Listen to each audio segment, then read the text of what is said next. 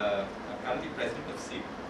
Also love some books, got started by Ketan starting this exercise, got booked, and this is the second one I'm presenting.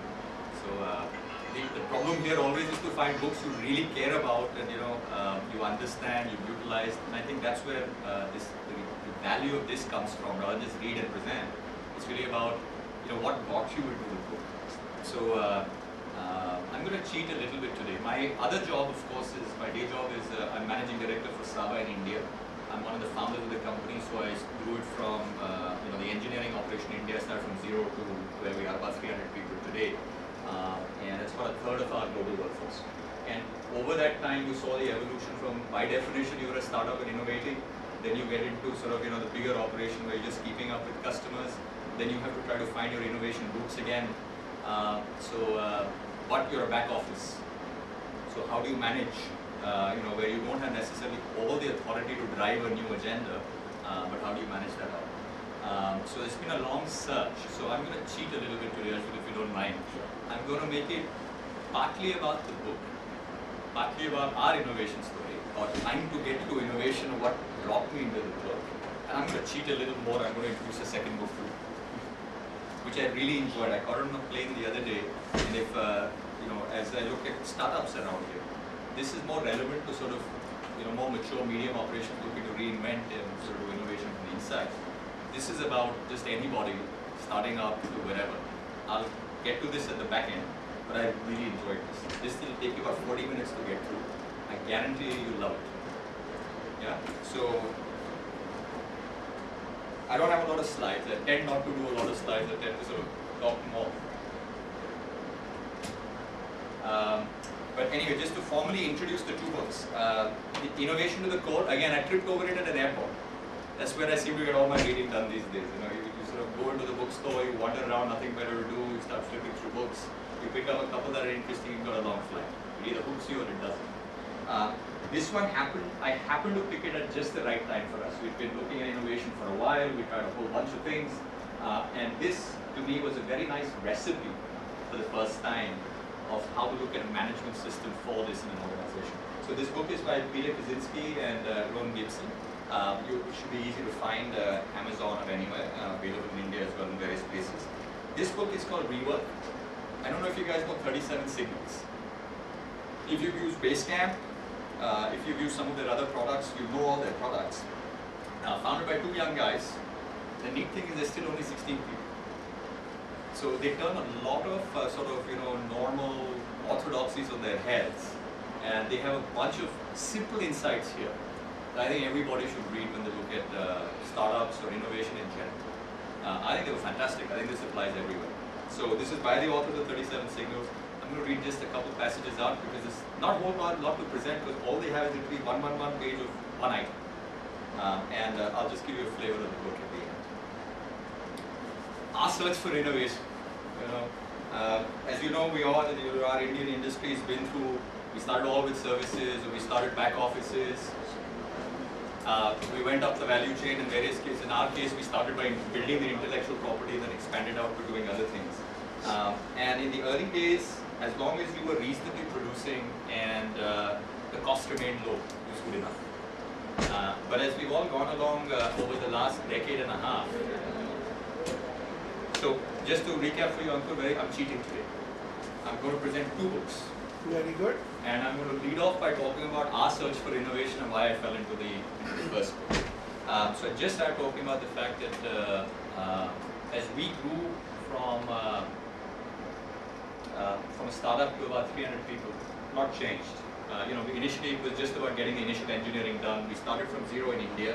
On day one, I had 3 engineers when we first started the company. And we went from building the initial products, going public very quickly in a 3-year period, and then sort of building out the product.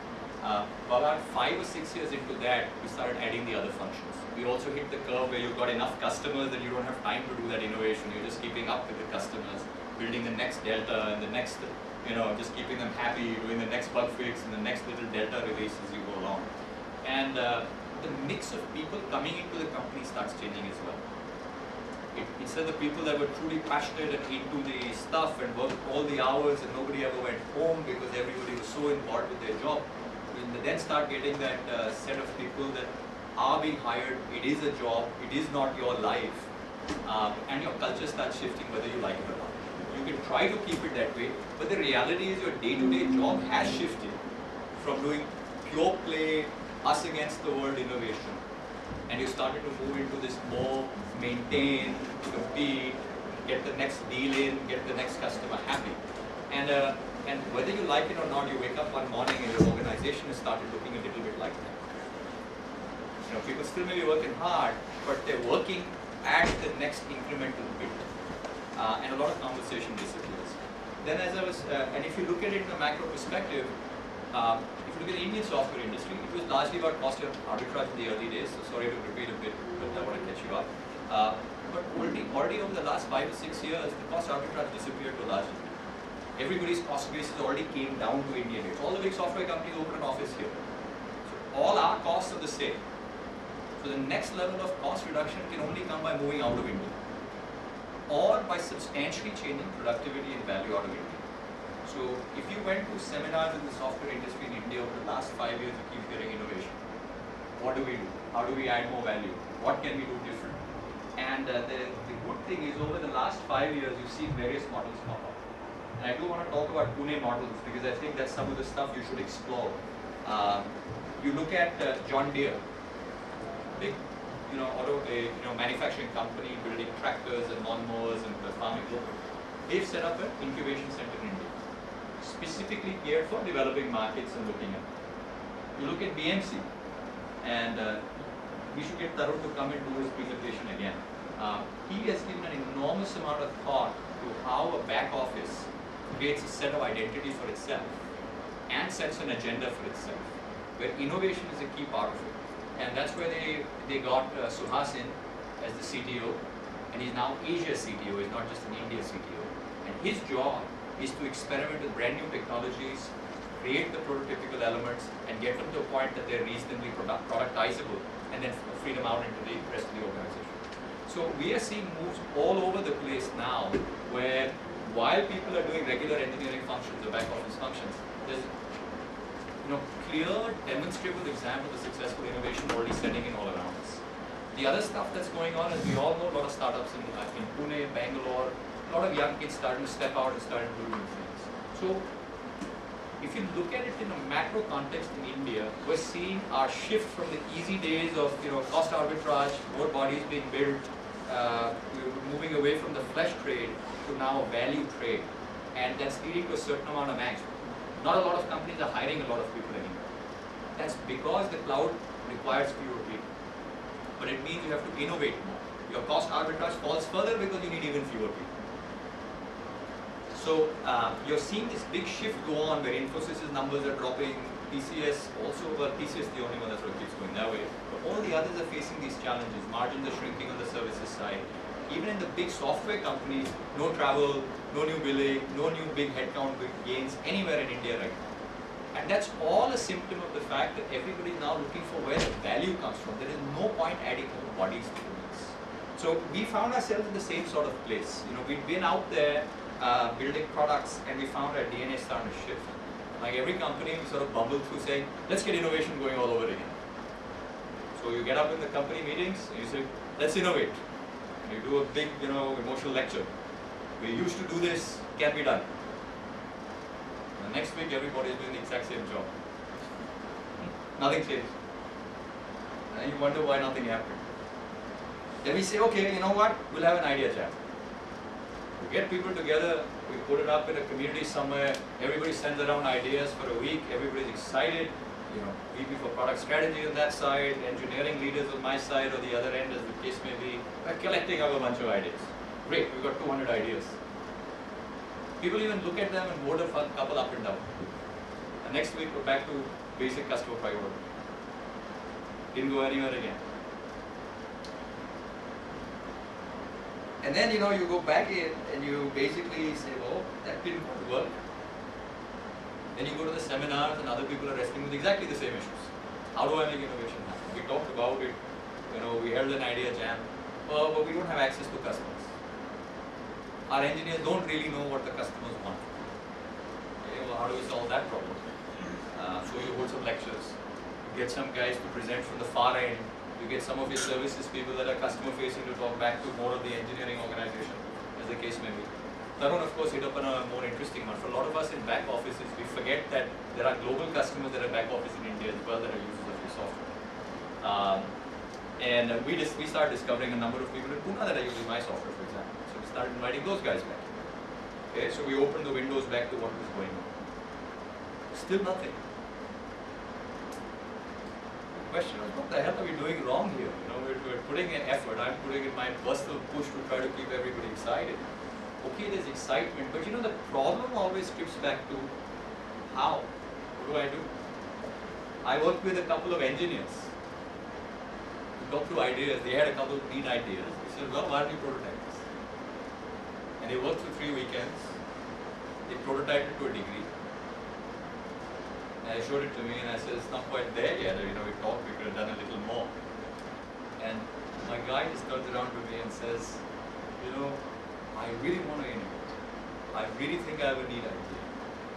And you know, I work non-stop on my regular job and I work through the weekends doing this. And it's almost 4 weekends now. This is what I managed to produce. I'm tired. And then my next slide I happened on the book. And that's, you know, and the book talks about exactly these things that go on. And that's why it spoke to me right at about that time. You know, what do you do here? So I picked this up. Let me switch a little bit to the book.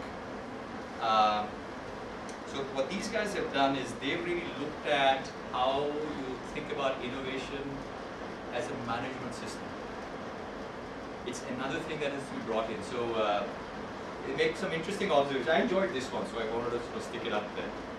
Apparently, Booz Allen did a study in 2005 and 2006 looking at R&D spend versus business outcomes.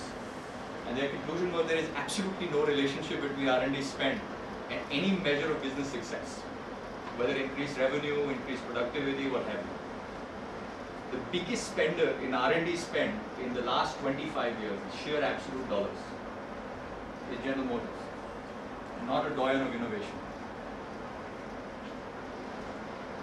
So it's not about money. It's not about desire. And it's not about money. Was the point they made. And so these guys started a company called Strategos that does strategy consulting, started in '95, really looking to say how can you bring innovation into organizations. That's really their ethos. They started from this. And their focus is it's best to do things systematically.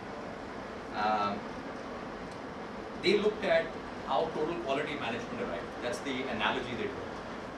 You know, I don't know how many of you or me know enough about total quality management, but for the purpose of this exercise, just enough to know that there was a strategy of substantially improving quality in organizations.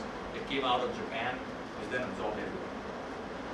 And you know, they talked about the fact that through the 80s, the Japanese companies suddenly seemed to improve their quality dramatically.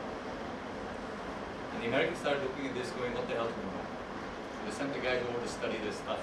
What were the Japanese doing different? And they came back and, you know, the initial learning seemed to be fairly straightforward exercises.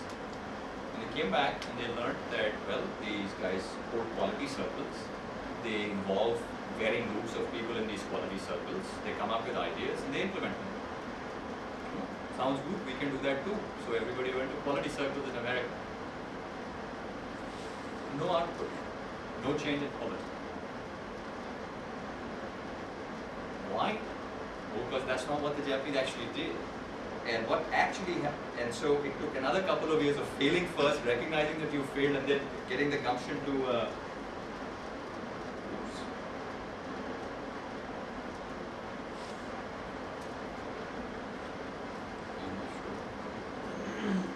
understand what had gone on. And what the finding was that what the Japanese had done is not that they just had a conversation about it in some ideation and therefore go implement 2 initiatives. What was found is the very fabric of how the organization operates had been changed. What they had done was they had started with the assumption that if you truly wanted quality, it wasn't about putting, you know, quality measurement people at the end of the assembly line to reject stuff. It was about building quality all the way from design through the process and through empowerment of every individual worker who could shut down the whole assembly line if they thought something was off. So suddenly you have companies that have tens of thousands of shop floor workers, every one of whom has the right to shut down an assembly line that will cost the company millions of dollars. And to build to that kind of commitment assumes that that worker understands deeply what quality means. They are geared internally to understand that this is their job, not just producing something, it's producing something of quality. And that, people finally started realizing, required a complete reinvention of how the organization functions, a level of training of thousands of people in these techniques and these jobs, so that you could get an outcome. So the thesis of the book is that you have to do innovation the same way. You really have to build backwards into a whole basis for how you get this done. And the rest of the book is about, how you sort of look at the exercise and the steps. I'm only going to cover a couple of chapters. I think it's more detailed than it needs to be. But I think those are the elements that all of us in early stages may want to just sort of read, latch on, and see what applies. So, preconditions. First step to starting is to get a set of preconditions in place. What's the first one? Is quality, is innovation just another buzzword? That's what we did first stage, right? We stood up, made a couple announcements, and it was just there. No follow-up, nothing. What do I do next? How do I think about something? What do I do? When do I find the time? It wasn't important enough. It was just an announcement, statement of intent. It has to be more than a statement of intent. Number one, people have to feel that this is important. They have to feel that innovation is supposed to be their job, if not necessarily a major part of their job. If you don't start with that assumption, it doesn't go anywhere. And they can only feel that if management feels